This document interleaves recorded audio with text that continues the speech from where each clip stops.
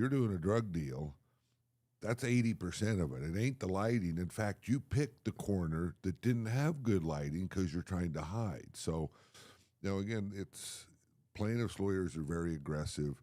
Think outside the lines. I say a lot recently, why would a big national law firm take and sue somebody for $5 million and a jury in Miami give them zero? That kind of shows how outrageous they are. What reputable lawyer would demand $5 million when he can't get one? And it's because it works. Yeah. They demand $5 million, and then the adjusters and the people who really don't care, it's just a process, they pay $500, and they'll argue, we saved you $4.5 million, right? We got out of this for $500,000. Well, if it's a zero, no, you paid $500,000 you shouldn't have paid. So, again, it's a partnership. I couldn't have fought that claim and got a zero if the insured thought 500 was a good deal, but that's something we managed over 3 years, right? And anytime you change directions at the last minute, you're going to cost yourself a lot of money, like in the Super Bowl or, the World Series. If you don't follow your plan that you've laid for the whole year and everybody thinks, and you make up a play, that's normally going to fail. And like you said, Rick, and it's about having good partners too, because it's like you said to me a couple of days ago. It's like you've got a $5 million lawsuit, right? And you know that morally and ethically, which I know that prime practice is like, nobody takes pride in trying to screw somebody. We're just protecting your assets and your money in a respectful and professional manner. Why should I pay a claim? Why should I ever transfer financial, why should I give you money for something that I'm not negligent about? But like you said, about going back to a real partner, it's like, they're demanding $5 million just because some attorney saw $5 million for the most part. And then you get to this, doorsteps of the courthouse, and he calls your attorney and says, well, we'll settle for 1.9. Right. And now, like you said, it's your Achilles heel because you're like, hold on a minute, dude. I don't want to pay $1. Right. Because we know for a fact, morally, ethically, and professionally, I wouldn't be in this courtroom if I didn't feel that we were wrong. Because if anybody knows Rick Lindsay and anybody knows Prime, if they're wrong, we cut a check and we move on. I mean, why are we going to spend more time and money and energy trying to go back and forth and point fingers when at the end of the day, we've looked at the facts.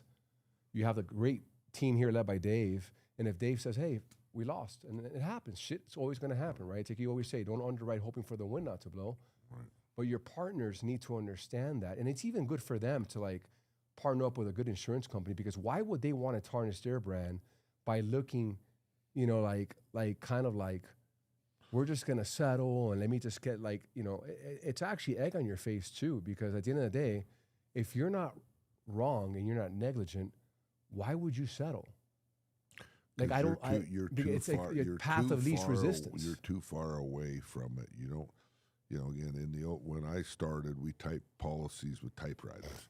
And next door to my dad's MGA was USF&G, which was one of the best reputation companies in the country, all 50 states.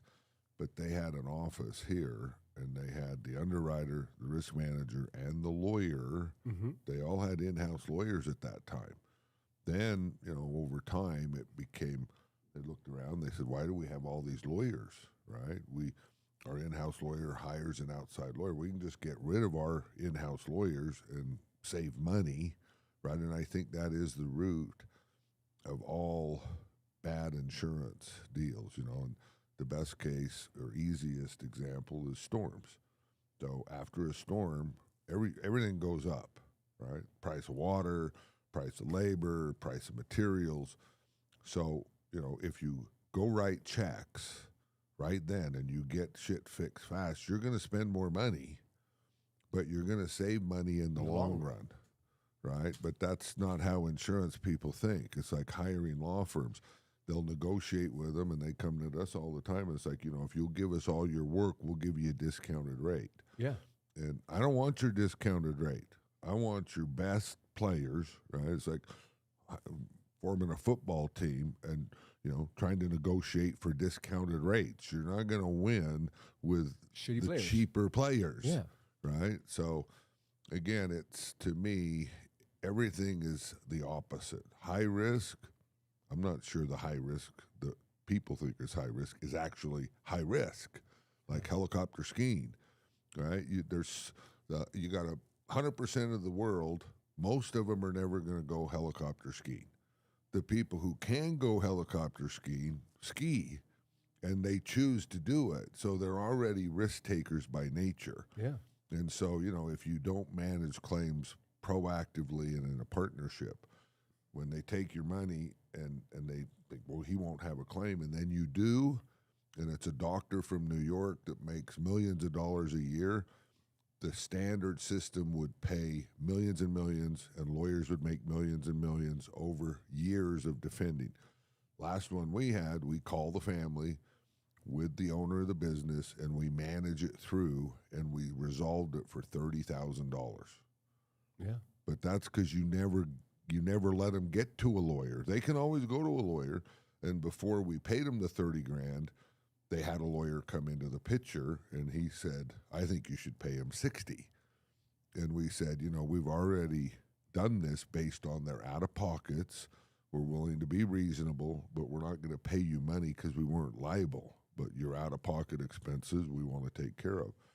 And so, again, your offense, you're driving it based on the facts, and your insurance company has to agree with you, and you have to agree with the insurance company, or we end up on the 1 yard line fighting, and our opponent sees it and they win. So it's an art of managing the claims. Everybody wants to say it's underwriting. That's part of it. But if you can collect money and issue paper, but you can't manage claims, you're wasting your time. Yeah, and that's the problem, Rick. And I think underwriting is an art, but I think as insurance evolves, right, and AI comes into place and all these fancy words, at the end of the day, you're underwriting people, right? It comes down to people risk management. It's like, again, we were talking last night, like, Fern, I don't care what we insure. It's like when people call you, hey, Rick, do you insure X, Y, or Z? I'm like, yeah, I insure anything. Right. I want to know you. I want to know how, who you are, what's your business plan, and what's your process, and what's your approach. Because at the end of the day, too, look, I'm an advocate for America, right? I love capitalism. I love the private sector. I love, we are the best country in the world. And I do believe that there's a lot of companies out there that want to do it the right way, right? But they've got to invest in leadership. They got to and really believe in this. And if, like I tell, I've had this conversation numerous times with clients is, unfortunately in the insurance world, you get put into this massive risk pool, and you're just a little hamster on a wheel, and you could be operating right and doing everything right and investing. In some cases, I can tell you, I had some truckers where they actually put their money where their mouth is. Right? They'll say, "Hey, you know what? I'm going to invest in good driving. I'm going to invest in telematics. I'm going to invest in even paying and compensating right our drivers a little bit more money and creating incentives for them to come home. Right? But Rick, this system is all broken, right? And it's led by fear. Right. I've got some really good friends of mine that are attorneys, and and I could tell you the lawyers just do a great job of creating fear, right? They send you this real complex and fancy language. I'm going to sue you, and I'm going to take it all away. And when you read the language, half of it is bullshit. Right. Like, really? You're just going allegations. no, dude, like, I haven't done nothing wrong. This ain't Cuba. We're going to fight this. Here are the facts. And the minute that you actually don't allow the bully to take the playground for you, the lawyers even slow down, like, hold on a minute, I just can't bully this guy. Right. But in most cases, I understand where insureds, when they're just kind of left alone, right, in the retail market, and they don't have a good partner, and they see that letter come in, they're just panicking because all they can think about is like, man, like, I'm already paying for my payroll. I'm already paying for the insurance. I never budgeted for like these defense costs, and they all just panic, right? I think I have and insurance. The root is fear. But I don't have coverage for this part of it. Correct. And so the fear comes back because you didn't buy the right insurance, and it actually costs you more money. Correct. And the lawyers benefit from a bad team, just like on the playground. The bully's there, and we stick together, the three of us, the insured, the insurance company, and the lawyers we use. based on the facts, we can stare down the bully, and he's trying to find the weak person in the partnership. Yeah. And again, that's why you make good decisions early on. The biggest question producers, ask, and mainly the bigger ones, what's your appetite, Fernie? What, and I always think that's a, that, and when you tell them, oh, we like restaurants, or we like bars, or we like trucks with under, to me, that's the stupidest answer ever, right? Because why would you like trucks 5 and under, or trucks 5 and over, or restaurants? Doesn't it matter who the owner of the That's business the most important is? part. Right? What kind of person, not what kind of class of business. So I would say, I don't write classes of business. I write classes of people. Good Correct. people, I can ensure them doing anything because we're not trying to screw each other. We're on the same page. We're going to, if we're on the 1 yard line, you're going to do your job. I'm going to do my job, and we're going to stick together. And if at any point one of us gets nervous, right, we should be talking about it before we're on the 1 yard line. Yeah, there should be a plan. Because you know what's coming, right? If you're involved in your business, which, most people pay insurance premium and then let the people, it's like, oh, what happened to that? Well, I don't know. I reported it to the company. They're handling it. I really haven't heard much about it. That's sending a message to the lawyer, the insurance company, that you really don't care or understand how it could affect you down the road. Correct. You pay a $5 million claim that you could get a 0 on. That's going to go on your loss run, and now that's going to affect you for the next 5 to 10 years. And so if you can't And that's, by the way, Rick, the retail market indirectly promotes that, right? Because they don't care. Like, who cares? Like, they had a loss. You know how many meetings you're in, and like, oh, but they had losses, and like, it's almost like the retailer is jumping for joy. And I'm like, dude, like, that kind of sucks, because now you've compromised the integrity of your client, and now you're gonna go out to market. And half these insurance companies don't actually realize they're just looking at some loss run. They know they're going to get more commission. That's and then the owner's saying, but dude, F you, because you should have never paid the $500,000. Right. And I think you and I both know some of the clients that we've insured in the past. These are guys that are fighters that have built their business on blood, sweat, and tears. Right. And they don't want to be in the room with a bunch of weak men and weak women, right? They want a real partner, because they're willing to risk share. They're willing to. They have a reputation. They have a reputation. Being tough but professional. And again, that's what. And they're all professional. Insurance company. But they're just not going to hand, high net worth, specifically family offices and high net worth clients. What they want is professionalism. They want service, and they want process, right? And these are guys that are smart people. They're at because they know what they're doing. But when it comes to insurance, they don't want to deal with it. How many times I get screams like, I don't want to deal with this, and they're right. You shouldn't have to deal with this. You should be growing your business and focusing on what it is that you do. You know what we are? We're stable masters, right? So a business is like a horse. You buy a colt and you feed it, and it's got a lot of shit coming out the back end, right? That we should be their trusted partner, and we take care of the back end of the horse. You take care of the front end, but you have to be aware.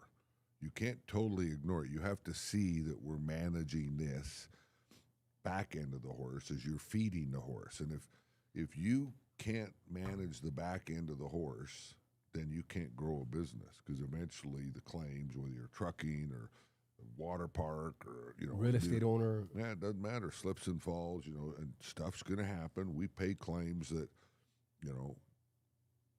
there's fault on our side, and we could fight, but we're not going to. But 80% of them, when you deal with good people, are frivolous, and you should fight.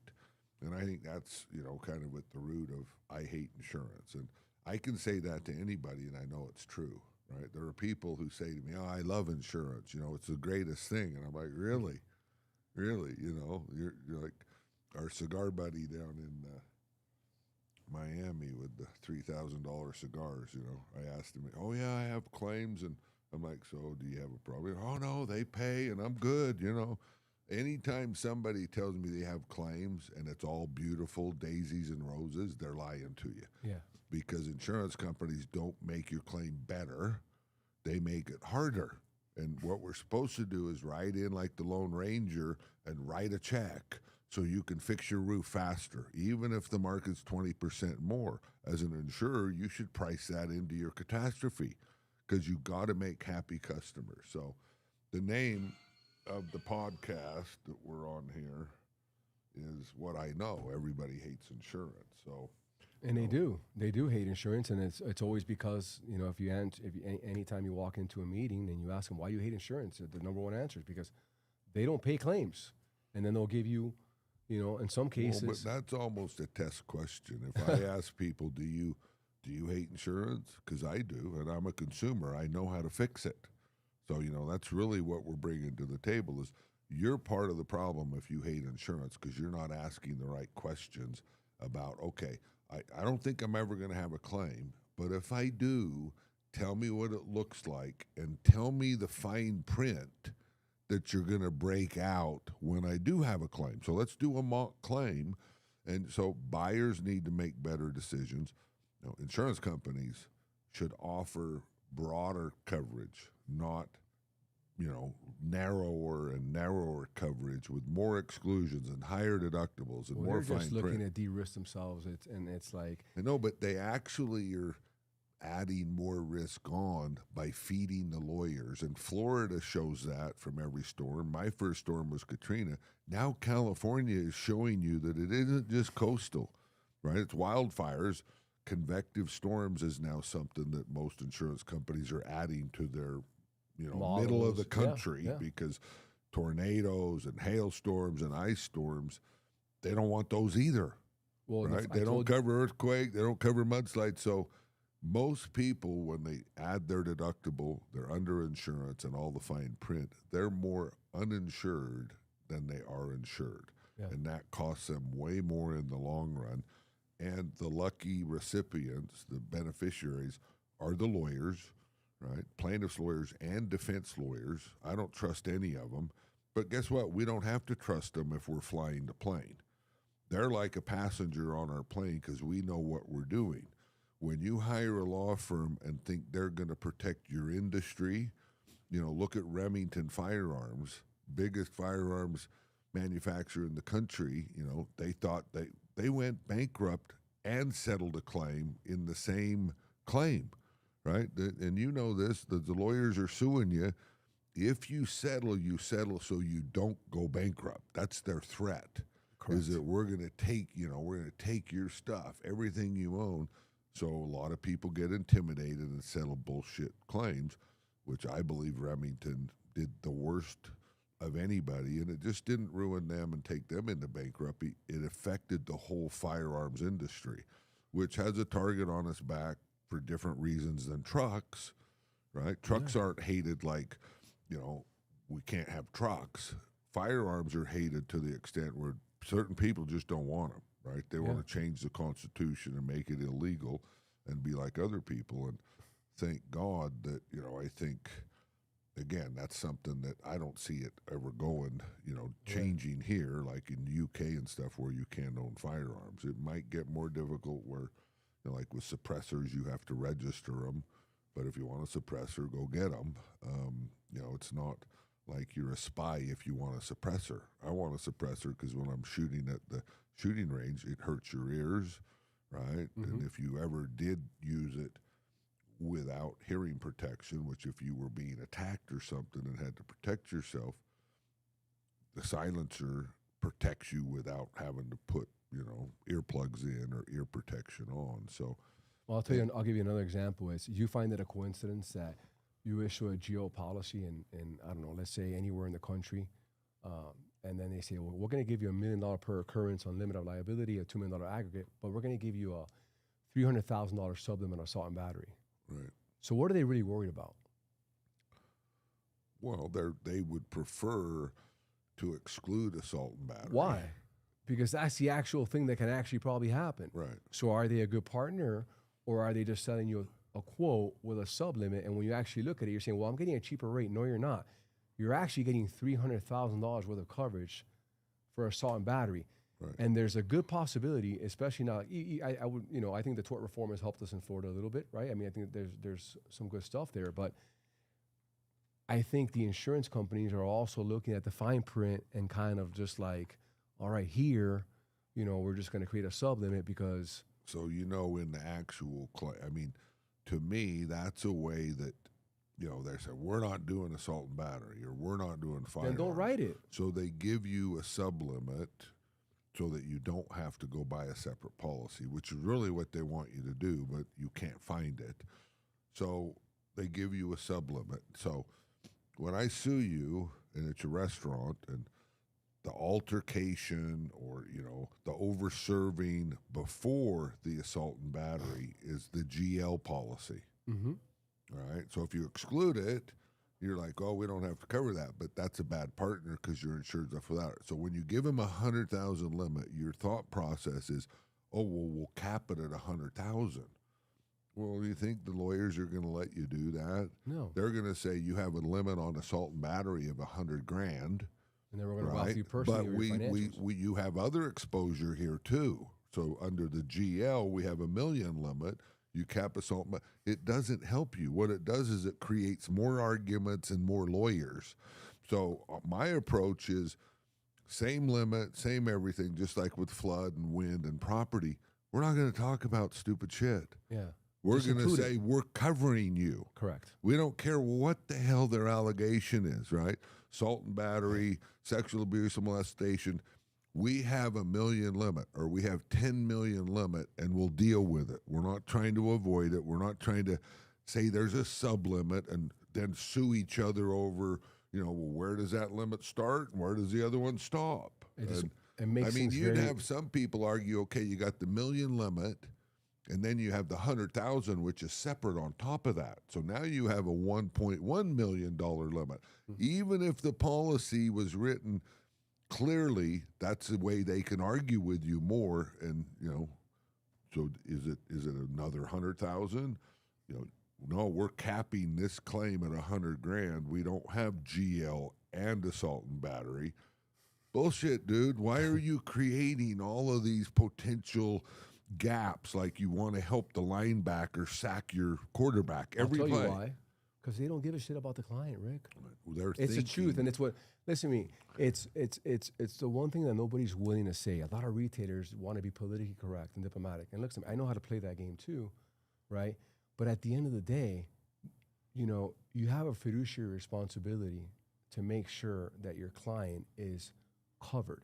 Okay, but to actually fulfill a fiduciary responsibility, you have to understand the game and right? the system. The fourth quarter, how you get through the legal system, and people don't care about that because they don't understand the insurance. Well, but if you're a good person, like you and me, if you don't understand it, you figure it out because it's affecting you and your clients. No, I'm talking about the customer. The insurance companies know exactly what they're doing. No, but you should tell, again, producers should tell their insureds what they need to hear.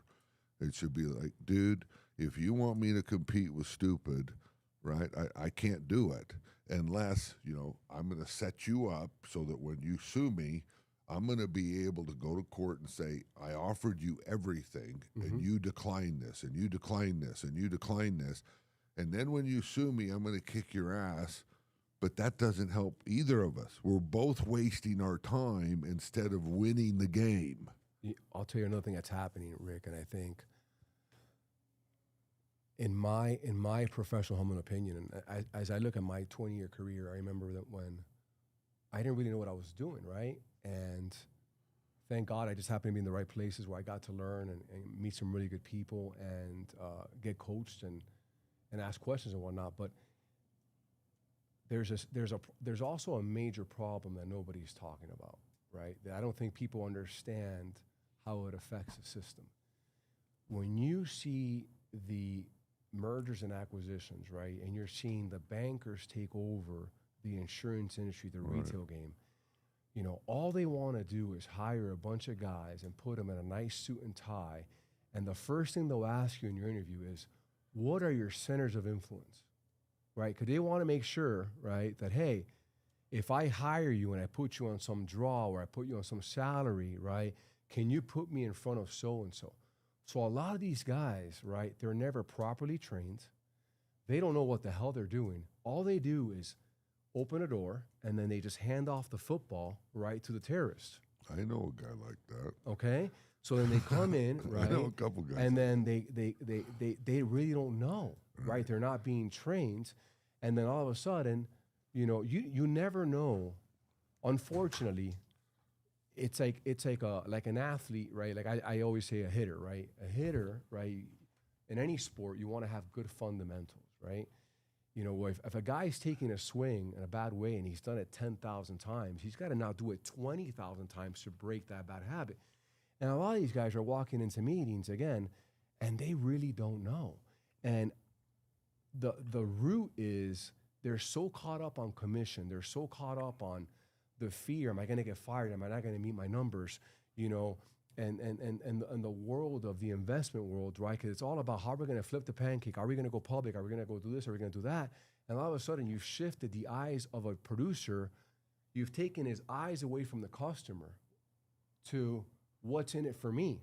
Right. You and I are no different than a guy serving a cheeseburger at a restaurant. Right. I mean, we're in the service business, and some of us, retailers, and we talk about it, you're overpaid. Right. Let's be real, dude. Like, I don't know if there's a better industry other than sports entertainment that pays like insurance, right? So why everybody's taking their eyes off the customer, right? The customer's tired of being at dinner and talking about, I sold my practice, or we're gonna do this and we're gonna go this. Dude, like, that's all great and dandy for you, but at the end of the day, I've got a business to run, and how are you gonna help me minimize losses so that I can maximize profitability? And in return, I wanna fucking pay less money. Right. And I tell people, you only pay less money when you get to create a little bit more skin in the game. You find a partner that doesn't put you into this massive risk pool where you're just like, no matter what you do, dude, you're losing. You're just going up and down with the market. So it's not like about your performance. That's a lie. So let me I get passionate about it because I'm just, context here. So real estate, or I never thought of it before, but athletes, people who manage athletes, right?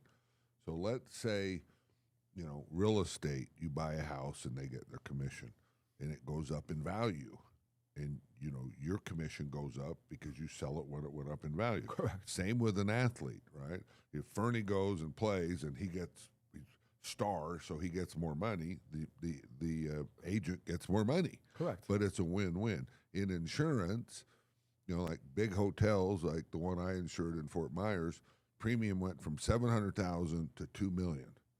All right, so the insurance company, I'm taking a risk that nobody else will at that point, and the insured is paying more than they ever paid before. So we're both, bleeding more, right, potentially. And I did have 2 claims, so I lost money on that account. The insurance agents are the lucky winners, the insurance producers. They win when everybody else does worse. Correct. Right? If I got paid on your house, I sold for $10 million, and it goes down in value, and I sell it again, I don't make more money, right? My fortunes follow your fortunes. The insurance business is the business where the distribution side, all of that money, even health insurance, right? You look at the underwriting process and all the bullshit that goes on, and all the money spent doing that. And then once you get your policy, they tell you, that we don't pay for that. That's excluded. You can't do that. All of that costs a lot of money, right? My approach is we can just cover everything, right? And we'll save money because you don't do all of this worthless processing up front. I mean, to me, that should be the easy part with technology. Again, I type policies on a typewriter. And now, we should put it in once, and all of it should flow through all of our systems. But every distribution link has their own system that doesn't talk to other systems. And still today, I get called, do you have an agency system? Do you have an MGA system? Do you have a claim system? Do you have a CRM system? And people are investing in that in their little unit. And I know, because my dad was a wholesaler, and he's retired now, still works at the house a little bit. But bottom line is they all have their own system. They're all invested in their own phone system. They're all, and it's layer on top of layer on top of layer of everybody doing the same thing, right? And that's what I've tried to bring to the table, and you know this because when we do our underwriting, we talk with the insured. When we bind them, we talk with the insured. When we do risk management, we talk with the insured. And all of it can be done, change your driver, send it to us directly, and we copy the producers involved. The producers don't like that, right? They want to keep it going the old way, which to me creates more liability because when you don't make the changes, and I've had it, it doesn't get made till a week later and the tow truck's involved in an accident during that week and the agent got it on Friday and went home instead of taking care of their client because, they're not really worried about the fine print. Me and the insured, we're the ones that should be communicating directly, even on claims. We have a ICE facility right now that had a detainee die, and two of the other detainees were in the New York Times and basically said they witnessed it. And, they're all just trying to stay here. And the bad guys are trying to help them, because they're witnesses, you can't deport them now. Well, why? Because an illegal criminal unfortunately got caught and died. And so I don't even know why he has rights. He's here illegally. It's like passing laws, seatbelt laws, right? You don't wear your seatbelt, you're not supposed to be able to sue. So when they sue, we should fight it and enforce the law, but nobody does that. Same with, wrongful arrest. Like when I got wrongfully arrested in Chicago, every lawyer told me I couldn't sue because of immunity. If I was in a wheelchair, they wouldn't have said that because it's a big number. But since I'm not really damaged in their minds, I don't make a plaintiff that they would like. They want you in a wheelchair, or they want you to be a little old lady with gray hair that the trucker hit, and they're sizing everything up, just like the agents who don't give a shit. You want cheaper insurance, and so when I tell all my people, look, just ask people what they want. You want good insurance? You want a partnership? You want to play the long game? Or do you want the cheapest insurance? If you want the cheapest insurance, I don't even want to waste 1 minute with you because you're not being intelligent in a way that I can make you happy, right? And it's funny because I actually think in many cases Prime is actually competitive.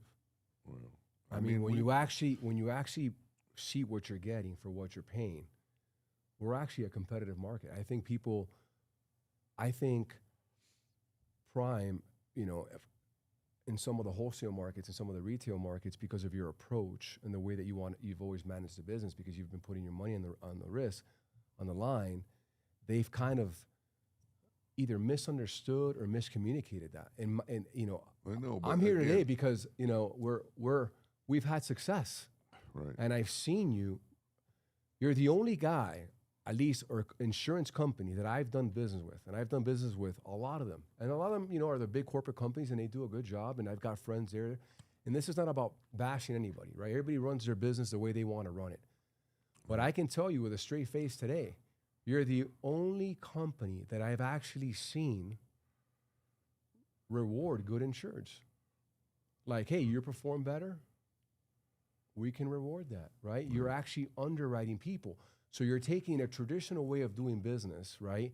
And yet you've evolved to understand data, metrics. Yeah, you have all that stuff here. It's like, you have your own stuff that you depend on, but you've never, it's like a scout. I was talking to my buddy about this the other days, I got a good friend of mine. He works in the front office with the LA Dodgers, right? And he played 19 years in the major leagues. I have another good friend of mine who was, he's very successful in the financing business, specifically with Fannie, Freddie, and HUD. Prior to that, he was a really good scout with the Cincinnati Reds, right? And both of them are scouts, right? And I'm a scout. We're always scouting for business. We're scouts, right? Who's a good shortstop? Look at his body language. How does he act under pressure? Does he run down the line? When things are not going well, that tells you a lot about a human being. Right. And the one thing is you've been able to identify, who the good partners are, right? And you can't do that. There isn't a robot in the world or an AI tool that can actually have a pulse on the human spirit, right? You have to be able to identify a good baseball player, right? Because there's the guy, Rick, that metrically, he's a 5'2" guy. He's 6'4", he runs a 6'6", 60. He's got he throws a ball from right field to third on a dime. He's got power, he can hit for average. But he has no guts when the game's on the line. Right. So that guy is saying, hold on a minute, do I want a guy who hits 270 with 25 home runs? But guess what? I want this guy, right? He may not have, he's a 3-tool guy, but my God, man, he grows a sack when things are, on the line. He runs Or do I want a guy who's a 5-tool guy, but when the game's on the line, let's grab the metric. He's 0 for his last 50, doesn't even swing at good pitches because he's frozen up there, and he's just afraid to fail. Right. Well, it's the same concept. I'd rather have a guy who's a 280 guy, hits 25 jacks, right? Right. But man, that guy is going to run down the line. He's going to give you a hustle double. He's going to tell you, Rick, you know what? I want to fight. And at the same time, he's going to call you and say, Rick, I'm so sorry. We messed up. Right. We're human. Right. On this, God forbid, accident, we're negligent. I didn't mean to do it.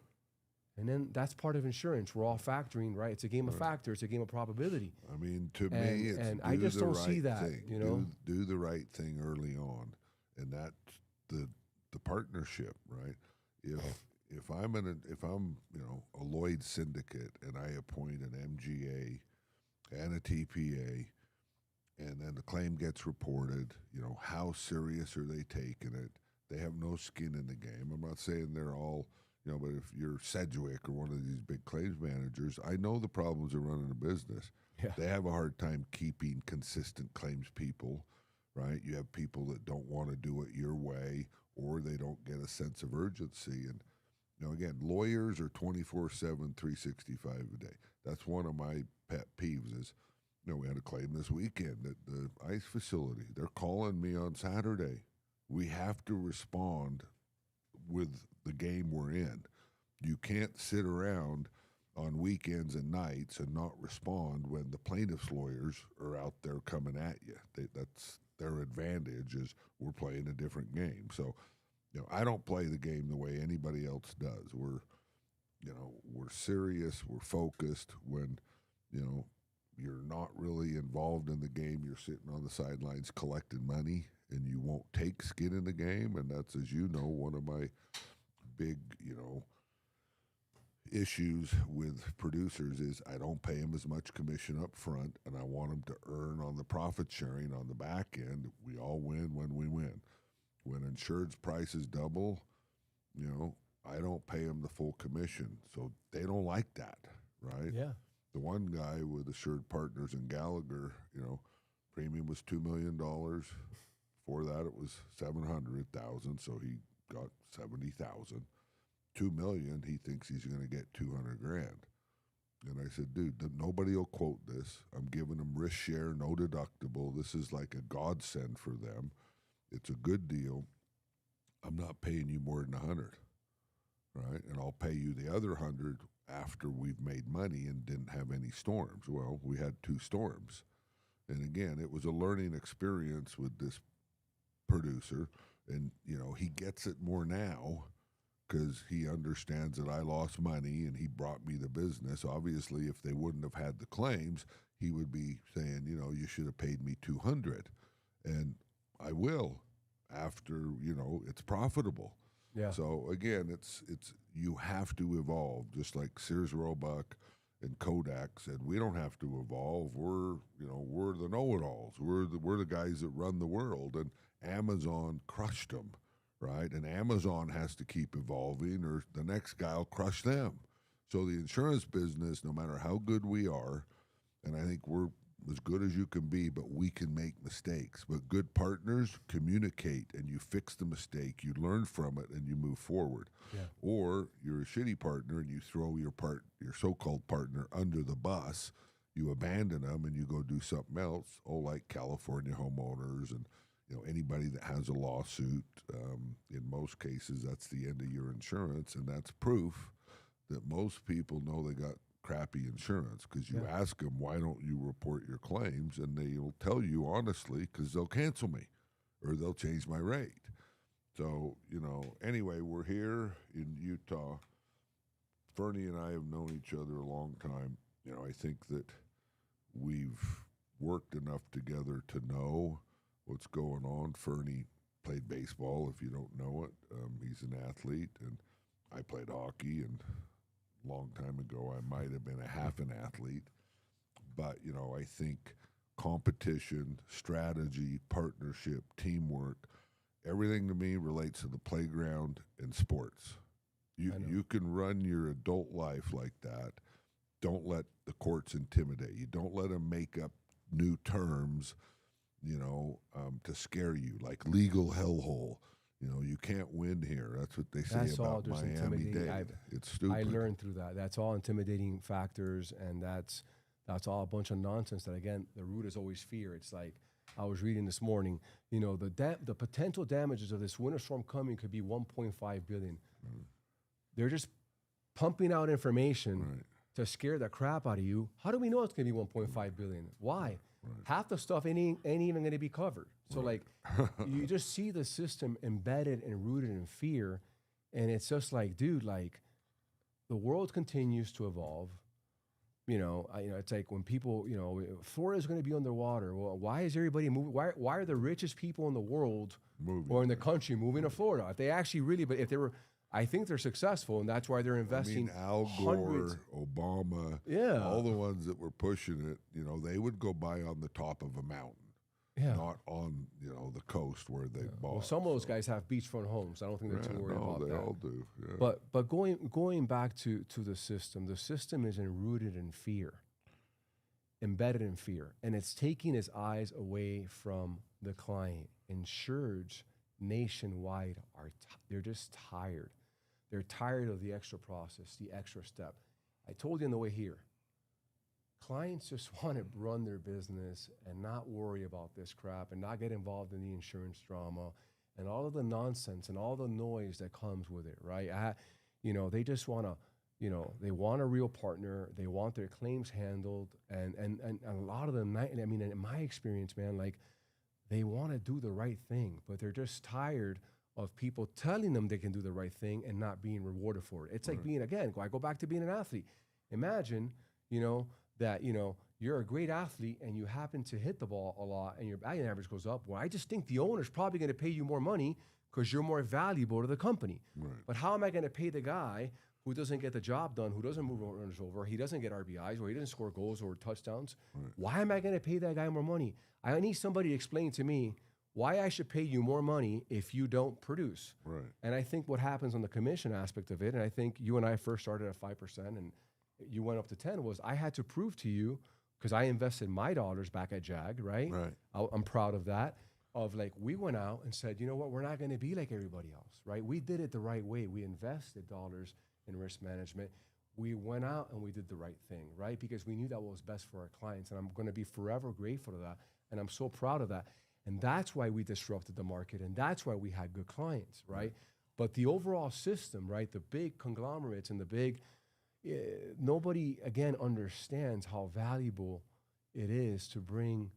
It's so stupid and it's so easy that I don't get it. It's just like, focus on bringing solutions to your clients. Right. Don't bring them problems. And then pricings can be negotiated. Sometimes it makes sense and sometimes it doesn't, and that's fine. But Rick, we can talk about this for another 4 hours, right? The one thing I'm excited about is I've always believed in your approach. It's so common sense. It's not blurry. It's not like, we were talking about process, right? Like there's not like all these other factors where things get complicated. I'm like, dude, we can probably solve this in 1 or 2 conversations. Right. What happened? Give me the information and we'll handle it. Like, stop stressing out. This is why you're paying us for, right? And I think producers, the system has them so blinded, right? In commission, and the clients are not dumb. They start to feel it. The smart ones, like, dude, are you giving me the best product, or you're just, giving me some cookie cutter crap and kind of hiding that other quote over here, and you're not really telling me, dude, in reality, this is a little bit more expensive. And in some cases, it's even, I mean, even more competitive, but this guy pays me 15% and this guy pays me 10. Dude, listen to me. Here's the deal. I've been in the belly of the machine. Nobody can bullshit me. I know how the game is played, right? So I've made a living my whole life by doing the right thing for the customer. And the minute you start to see, oh, hold on a minute, I'm in an environment where everybody's taking their eyes off the customer. Do you know what that does to your long game? It hangs you. Right. It's like career suicide. Right. They want you to ruin. You're gonna your just ruin it because you're gonna walk, reputation. and all you have is your reputation. Right. And the ecosystem that I live in, it's trust and loyalty. Right. When you're insuring the top family offices, I'm not in that game no more, right? Obviously, but when you're doing that and you're representing clients, your trust and your word is all that you have, and you can work your entire life, and it takes one bad thing to ruin that whole thing. And if you allow the pressure of the system to compound you and try to beat you down and take your eyes off who don't forget, your clients brought you to the dance. They brought you to the dance. Your wealth was created because of your clients. Right. So you know what? Thank them. Do what's always best for them, not for you. If you're you're a fucking troublemaker, dude. No, I'm not. You won't go with the herd. I'm not, because I'm not a sheep. You and me are troublemakers because we can't you can't treat people, and again, if you switch positions with them, you wouldn't do that because you'd be screwing yourself. Correct. But this whole system is set up to make all the brokers that, like you, that had your own business, you did it right, you're being sucked up into this machine and you're just being forced to go along with it. And, I'm happy because it proves me right? I've been saying this forever, that insurance is stupid, and I think I'm common sense because I'm stupid, right? I'm not a highly educated person. I didn't go to the Wharton School of Business, and all these guys I'm competing against went to some big school, and I can't even apply for a job at these companies because I don't have the pedigree. But I don't need it, and again, you luckily now are somebody that I can work with, right? Because you were successful, you got sucked into the bigger machine, and you refused to do it the way that they want you to. You know what, Rick? And again, everybody has a right to do what they want to do with their life. I gotta sleep with myself at night, and I'm the one who has to put my head on the pillow. And I tell my kids, and I told you today, and I tell Olivia and Sean this all the time. No one owes you shit, right? Here's what I know for a fact. I'm never gonna sell my soul and take away my eyes from the people who put me here. You got to remain humble. And greed takes that away. Right? And you know what? My clients are my friends. They're people that I love, people that I trust, people that have put their trust in me. And if you can't value that, if you don't value the fact that somebody's actually trusting you, you've already missed in life. There's not $1 for trust. You can't pay for trust. Right? That's just like a life virtual. It's deep, right? It means something. I trust you. I can talk to you. I just think that we're in the service business. What I love and excites me is there's so much money to be made in this business by just doing it the right way. This is not rocket science. We're not trying to land, insurance in Mars. You want to? I don't know. I don't think we're trying to insure people on Mars. I know. Not yet.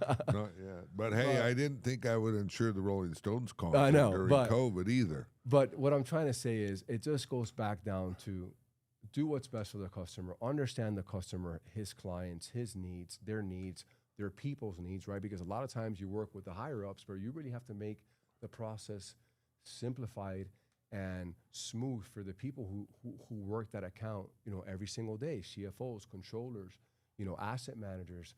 Those are the people that are in the weeds, right? And you have to make their life easy because, they've got their responsibility and their pressures, and they got to focus on growing their business. That's what they get paid to do. Got a good buddy of mine, love him to death. He's got one thing. He's got to look for deals, and he's got to make sure that we're spending money properly. I'm being a fiduciary to the family that I represent. And that happens everywhere, right? Whether it's a family office, whether you're hired, at Wendy's, how do it doesn't really matter. We're in the service business. It's not that complicated.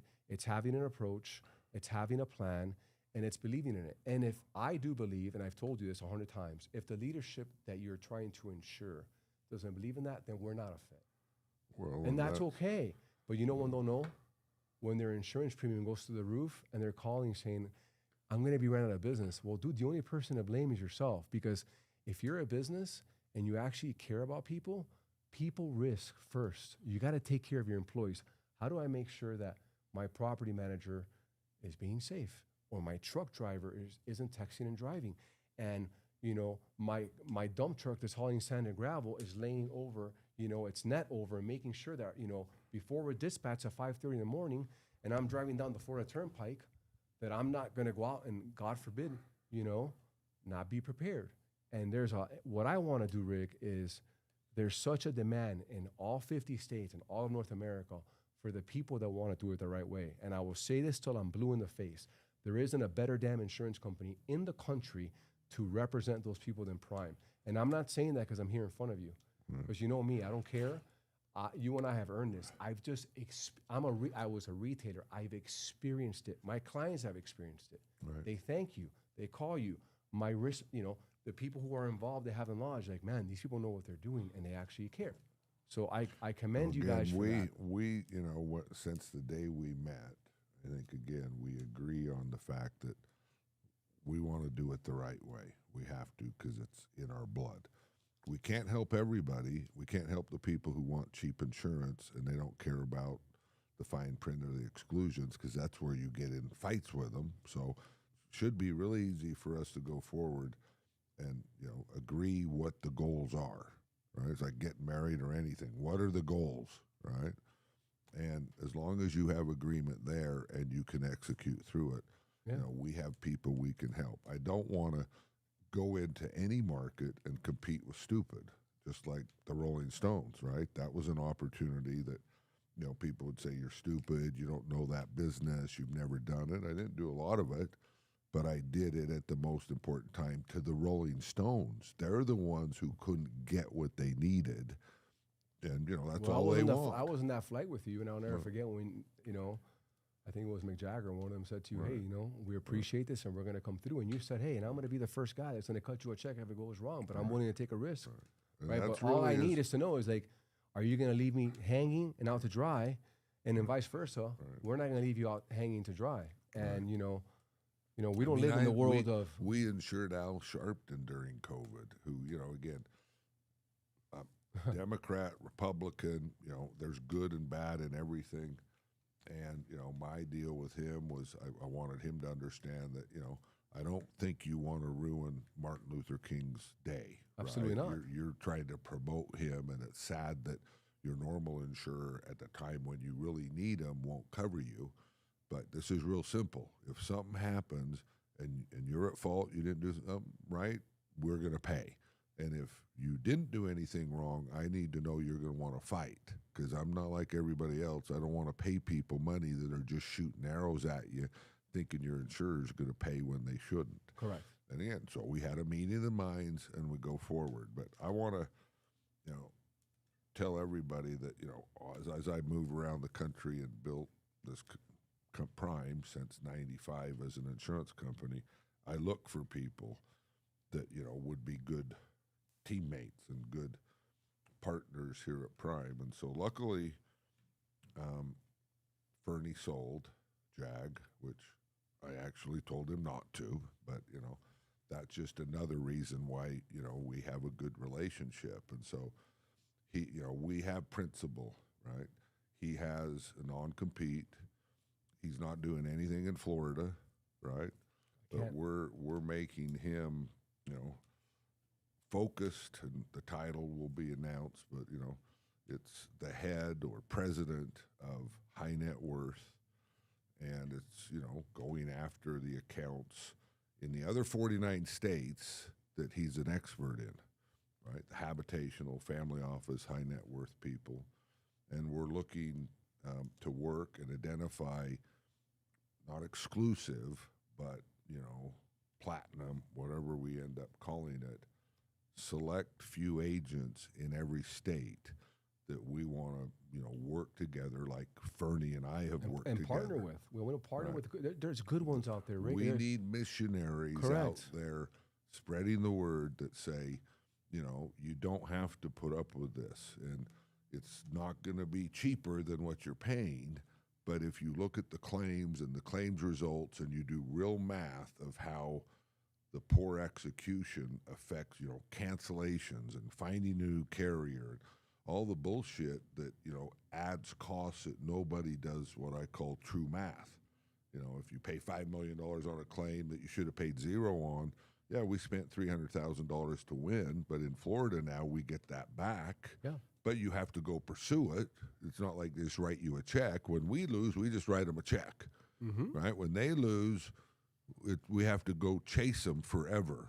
Yeah. And, the lawyers know how to play the game, and they're protecting their client. Can you imagine being a lawyer that says, I'm going to get you $5 million, and you get them zero? Again, I can talk about this all day long. I know that we're on a time thing, but the funny thing about lawyers is they usually meet the client right after the fact. So I'm like, do you really know your client, or you're just kind of being reactive to what he or she is saying? We've been in bed with this client for a long time. So anyhow, look, Rick, it's exciting. I think there isn't a better time ever. I mean, I'm telling you, I feel it. I saw it. I've been seeing it for over a year. I've been saying, oh God, like there's going to be a demand unlike ever before for our high net worth clients to find the real partner, because they're just tired of the BS. They're tired of the insurance drama that comes along with all of the nonsense in the system. Clients want to grow their business, have a real partner, and they want peace of mind. They want peace of mind, man. They just, and that's it. For them, it's, how can I help save money? How do I get the right partner? And man, you know what? They're going to be our best referral sources. You know why? The kingdom, I always say, your recruiters is your locker room, right? Your clients are your best recruiters. Your producers are your best recruiters. Right. And when the good producers aren't worried about 5%, 7%. You know what they're worried about? I want to write new business. Right. And then eventually, as you prove, right, all that becomes negotiable, right? But if you're going to operate just like every other company because somebody upstairs in the C-suite is telling you, well, we got to do this, or we're going to, it's like, I'm going to get on the phone with X company and I'm just going to roll all this book over this guy. Why are you doing that? This company's like, that's just this is what nobody sees. Now the customer has no idea why he's getting a new insurance company, he's calling you, and they don't know all the behind the scenes. And I'm like, dude, everybody again took their eyes off of the customer. Right. And they made it about themselves. Well, so we had Tristan Ham on, and he was talking about the boxing, how it's fixed and there's agreements to not fight hard, and you got it in basketball. You got the NBA players making millions of dollars doing it for $35,000. I mean, it just amazes me that people will do stupid stuff, right? And that's again, you can do business with them or you choose not to, but you can't overcome, even if it's the worst situation ever, a good partner and good friends on the playground, the guys who stick with you through thick and thin. They say, everybody says, I'm ride or die, I'm ride or die. Well, most people that say that aren't ride or die. And if you look back in their history, they're fleers.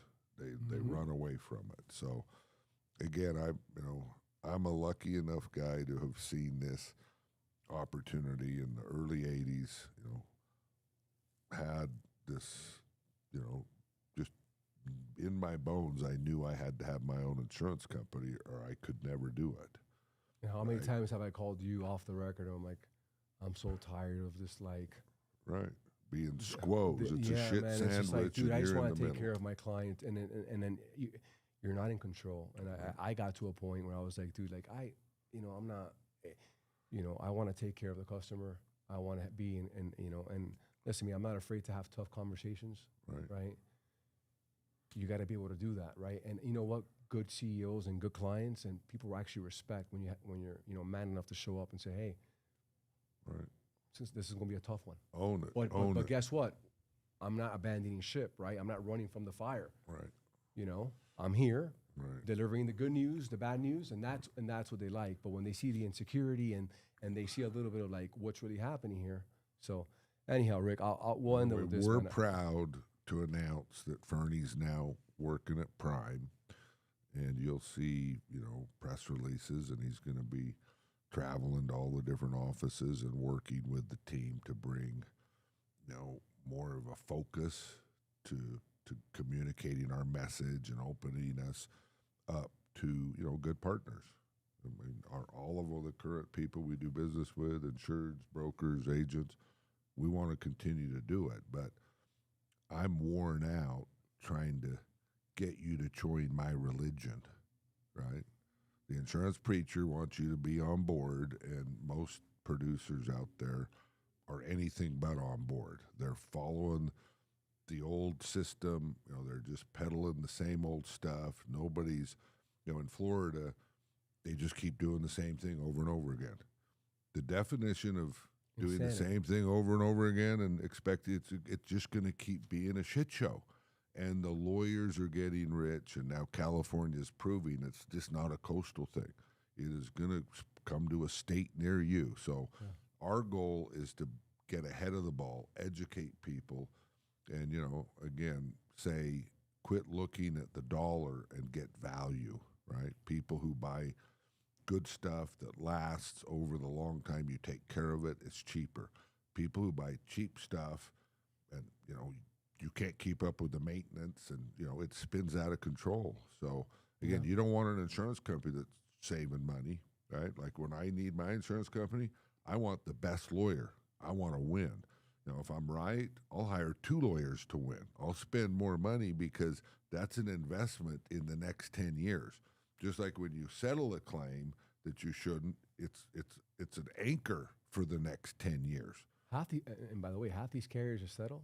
They know they're doing the wrong thing. Well, but they're listening to a lawyer and some outsourced guy. But, we have the start of, a good thing here. And, again, I'm grateful that it's happening at this time. I don't think there could have been a better time if, I would have tried to steal you or convince you to come to work here 5 years ago. It wouldn't have been as good because, again, you learned a lot. You saw a lot that you wouldn't have seen or learned. We over did a the lot of last great 5 stuff years. that I'm proud of. I learned a lot of stuff, what to do, what not to do. And I think it's prepared me for this next chapter, right? And I'm more, to say that I'm excited is an understatement. Right.